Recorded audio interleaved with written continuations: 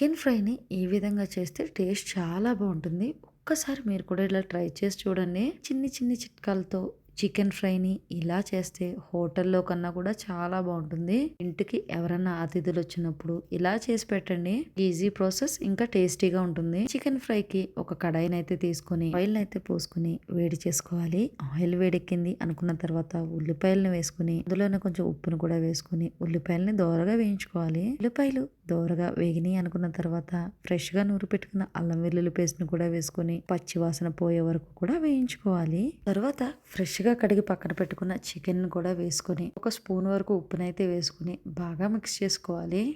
మొత్తం కూడా మిక్స్ చేసుకున్న తర్వాత మూతను పెట్టుకుని అయితే ఉడికించుకోవాలి. ఇలా మూతను పెట్టుకుని ఉడికించుకోవడం వల్ల ఈ చికెన్ లో ఉన్న వాటర్ ఏదైతే ఉందో పైకి అయితే వస్తుందన్నమాట.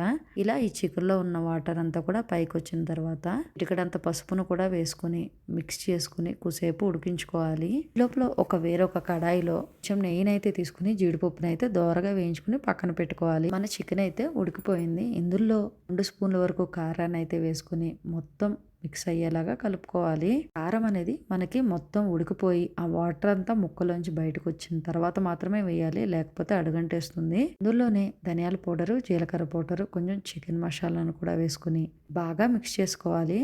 ఇలా మిక్స్ చేసుకునేటప్పుడు మాత్రం ఇదంతా లో ఫ్లేమ్ లో చేసుకోవాలన్నమాట. మసాలాలు వేసిన తర్వాత మనం సన్నగా తరిగి పెట్టుకున్న పచ్చిమిర్చి, ఫ్రెష్ గా కడిగి పెట్టుకున్న కరివేపాకును కూడా వేసుకుని బాగా మిక్స్ చేసుకోవాలి. ఈ స్టేజ్ లో మనం వేసే ఈ కరివేపాకు, పచ్చిమిర్చి అనేది చికెన్ ఫ్రై కి ఇంకా టేస్ట్ ను పెంచుతుంది. అన్ని బాగా మిక్స్ అయినాయి అనుకున్న తర్వాత మనం ఫ్రై చేసి పక్కన పెట్టుకున్న జీడిపప్పును కూడా వేసుకోవాలి. ఈ చికెన్ ఫ్రై తినేటప్పుడు ఈ మధ్య మధ్యలో తగిలే జీడిపప్పు టేస్ట్ అనేది చాలా బాగుంటుంది.